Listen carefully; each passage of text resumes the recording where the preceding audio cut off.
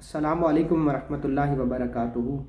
میں ڈاکٹر امجد علی مشہدی سبزواری، اور جیسا کہ آپ جانتے ہیں کہ آپ کا اور میرا تعلق روحانیت سے ریلیٹڈ ہے، میں ایک کارواں سورہ اخلاص لے کر آپ کو راہ سلوک سکھا رہا ہوں، بغیر کسی کفر اور شرک کے، بالکل فری آف کاسٹ۔ الحمدللہ ہمارا سلسلہ مشہدیہ سبزواریہ اپنی دینی خدمات کو سر انجام دے رہا ہے، اور میں نے یہ سوچ کر سوشل میڈیا کی دنیا کو اختیار کیا کہ جہاں پر نوجوان ہماری نسل کرکٹ کے فوائد بتا رہی ہے، میں کسی پر تنقید نہیں کر رہا، گیم بھی کرنی چاہیے، لوگ مختلف اور چیزوں کے فوائد بتا رہے ہیں، تو کیوں نہ کہ ینگ نسل جو ہے، ہمارے نوجوان جو بھائی ہیں، ان کو ایک عام سے حلیے میں، بغیر کسی مولویت کے حلیے کو اتارتے ہوئے، ایک سمپل عام سے نوجوان کی شکل میں ان کو راہ سلوک بتایا جائے کہ اس راہ کی حقیقت کیا ہے۔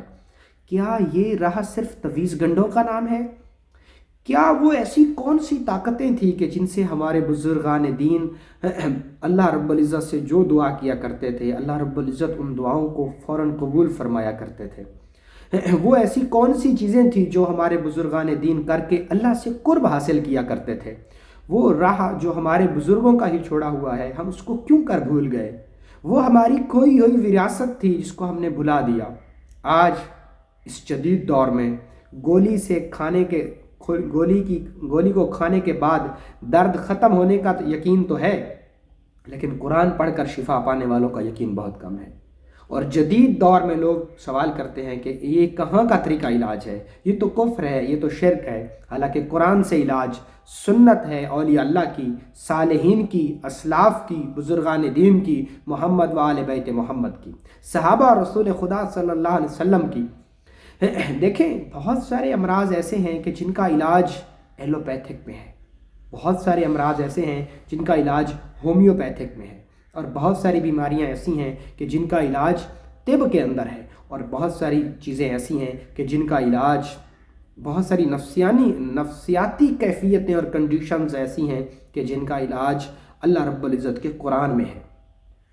تو آج کا جو ہمارا سلسلہ ہے، جیسا کہ آپ جانتے ہیں کہ میں جادو جنات سے ریلیٹڈ آپ کو بتاتا اور پڑھاتا رہتا ہوں، تو آج کی جو ہماری کلاس ہے وہ ہے کہ رسول خدا سرور کونین صلی اللہ تعالی علیہ وسلم پر جادو کیسے کیا گیا، آپ کو جادو کا پتہ کیسے چلا، اور آپ نے اس جادو کو نکال کر کیا کیا۔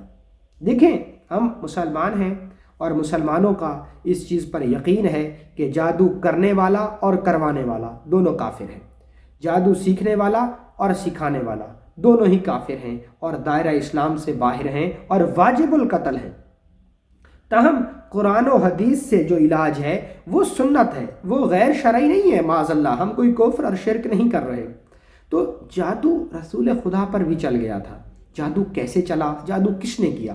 اللہ کے نبی جب بیمار ہوئے تو اللہ کے نبی مسلسل بیمار ہوتے گئے۔ صحیح بخاری کی حدیث کے مطابق اللہ کے نبی پر یہودیوں نے جادو کیا، اور جادو کی ایک اعلیٰ قسم رسول خدا پر کی گئی، جس سے آپ کے وجود میں آپ کو ایک بے چینی سی ہونے لگ گئی، اور آپ کو بھولنے کی سی علامتیں پیدا ہونے لگ گئی، نسیان ہونے لگ گیا آپ کو۔ تو اللہ کے رسول صلی اللہ علیہ وسلم بہت پریشان تھے کہ ایک دن آپ سوئے ہوئے تھے کہ خواب کے عالم میں دو فرشتے آسمان سے زمین پر اترے، ایک سرانے کھڑا ہو گیا اور ایک پاؤں کی طرف کھڑا ہو گیا۔ اب یہ دونوں فرشتے آپس میں بات چیت کر رہے، اور بات چیت کیا کر رہے کہ اس مرد حق پر کیا ہوا؟ تو دوسرے نے بولا کہ ان پر جادو ہوا۔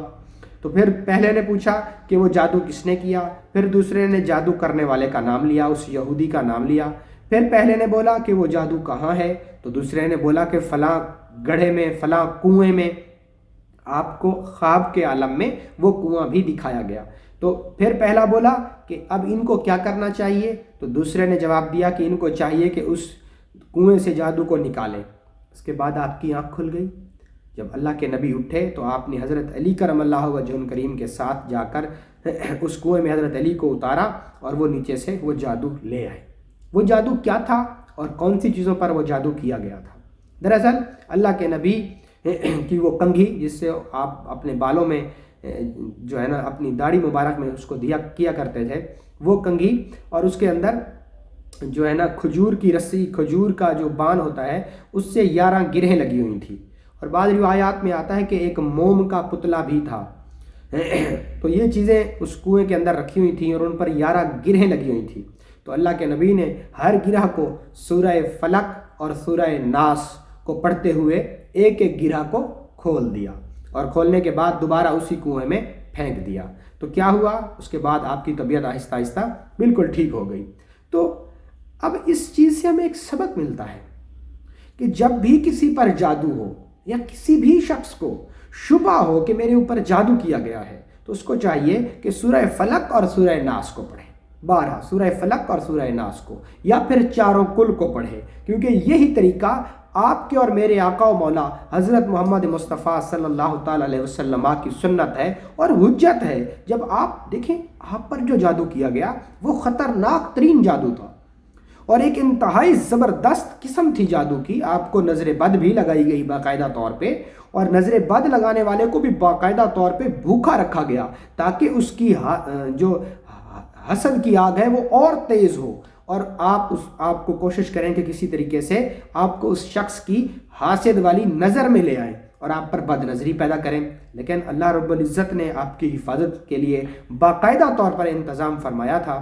یہ تو بس ہمارے لیے تھا کہ تاکہ ہمارے لیے ایک پیغام ہو جائے، ہمارے لیے رشد و ہدایت کا، یا ہمارے لیے جادو سے لڑنے کا ایک علاج ہمیں بتایا گیا۔ تو جب بھی اگر آپ کو آپ کے گھر میں کہیں تعویذ ملیں، کہیں گڑے ہوئے، کہیں چھپے ہوئے، کہیں پڑے ہوئے، تو آپ ان کو اٹھائیں اور ان پر سورۃ فلق اور سورہ ناس 11 بار پڑھ کر دم کر کے ان کو پانی میں بہا دیں، اور بغیر کسی وہم کو کیے، بغیر کسی زیادہ، آپ جتنا ہی اس چیز میں اتریں گے اتنا ہی پھنستے جائیں گے۔ تو یہ انتہائی آسان طریقہ ہے، ہمارے رسول اللہ صلی اللہ علیہ وسلم کی سنت ہے۔